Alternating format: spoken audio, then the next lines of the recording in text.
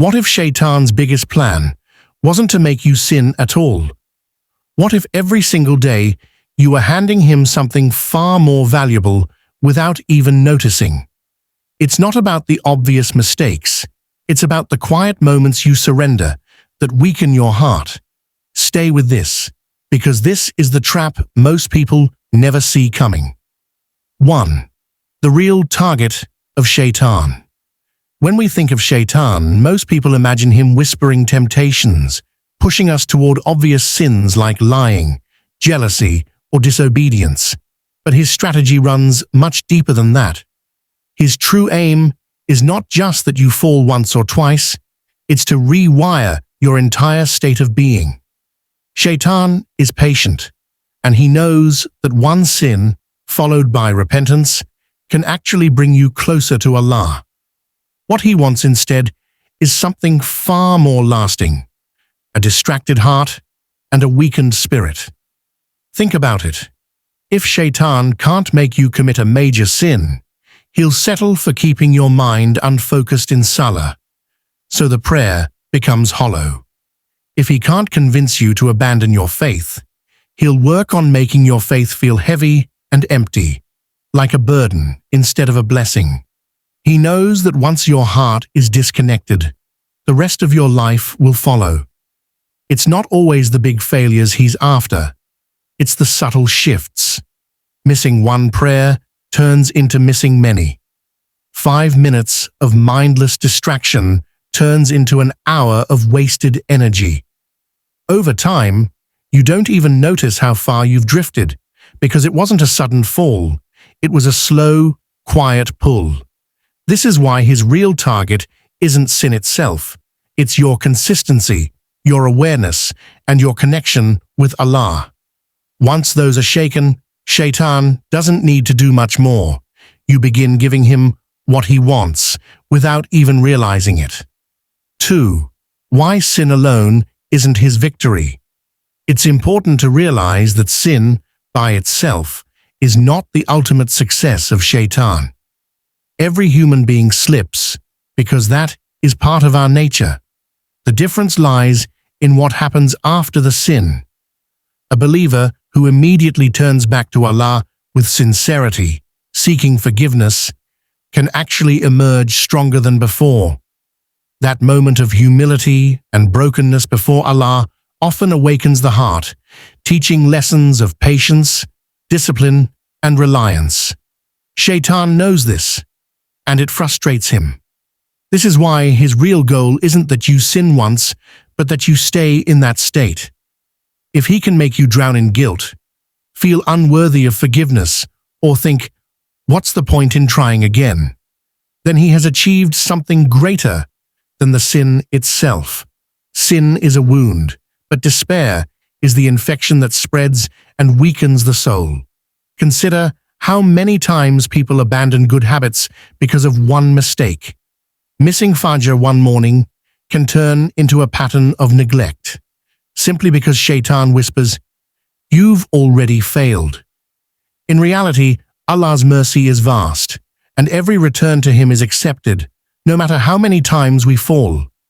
Shaytan doesn't celebrate when you sin. He celebrates when you give up hope, when you see yourself as too far gone to return. That mindset is what disconnects you from Allah, and that disconnection, not the sin itself, is the real victory he seeks. 3. Daily silent theft.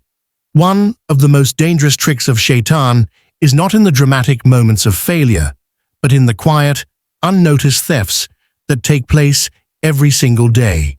He knows most believers won't openly reject prayer or stop believing in Allah, so instead, he chips away at the little things, the kind of distractions we hardly question. Think of how easily time slips away. You sit down for a few minutes to scroll on your phone, and suddenly an hour has disappeared. Or you intend to make dhikr, but your mind drifts to worries, to-do lists, or conversations that have no benefit. These may not feel like sins, but each moment lost to heedlessness is a small victory for Shaytan. His plan is simple: keep you busy enough with the unimportant so you neglect the essential. Even in worship, his whispers aim to steal quality. You stand for salah, but instead of feeling peace, your thoughts wander endlessly. By the time you say salam, you realize your body prayed, but your heart was absent. That emptiness is part of his theft. Over time, these little losses accumulate. Hours that could have been spent in reflection, learning, or even sincere rest are exchanged for emptiness. And Shaytan doesn't need to push harder. You're handing him your energy, willingly. But the good news is this: awareness itself breaks the pattern. The moment you notice the theft, you already begin to reclaim what's yours. 4. The power of awareness. Awareness is one of the strongest shields a believer can carry. Shaytan thrives in the shadows of heedlessness, but the moment you become conscious of his whispers, his power weakens. That's why the Quran often reminds us to remember Allah much, because remembrance is like turning on a light in a dark room. Suddenly, you see clearly what was hidden. Awareness doesn't mean you'll never be distracted or tempted again. Rather, it means you catch yourself in the moment and redirect your heart. For example, if you realize your mind is wandering during salah, even that realization is a victory. You can pull your focus back and taste the sweetness of prayer again. If you catch yourself wasting time, you can stop mid-scroll, close the app, and say a short dua. These small shifts may seem insignificant, but they build spiritual strength, brick by brick. Another layer of awareness is emotional. Shaytan often fuels anger, jealousy, or despair because these states cloud judgment. But when you notice your emotions rising, you create space to choose a better response. Pausing, breathing, remembering Allah. That pause itself is a form of worship because you're resisting his pull. Most importantly, awareness leads to consistency. A single act of mindful prayer or dhikr may seem small, but when repeated daily, it protects your heart like armor. Shaytan cannot easily penetrate a heart that is awake, alert, and conscious of its Lord. 5. Reclaiming your energy. Reclaiming your energy from Shaytan doesn't require grand gestures. It begins with intentional, consistent choices in your daily life. Think of your energy like a precious currency. Shaytan's mission is to drain it slowly, leaving you too tired, distracted, or discouraged to invest in what truly matters. But when you learn to direct your energy with purpose, every small act becomes a victory. Start with your time. Instead of giving your best hours to endless distractions, reserve even a few focused minutes for Quran, dua, or reflection.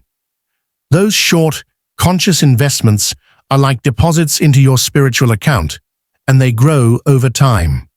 Likewise, protect your attention. If a conversation turns into gossip or negativity, walk away. Guarding your heart from unnecessary noise is as powerful as performing extra worship, because it keeps your soul clean and light. Another way to reclaim energy is through intention.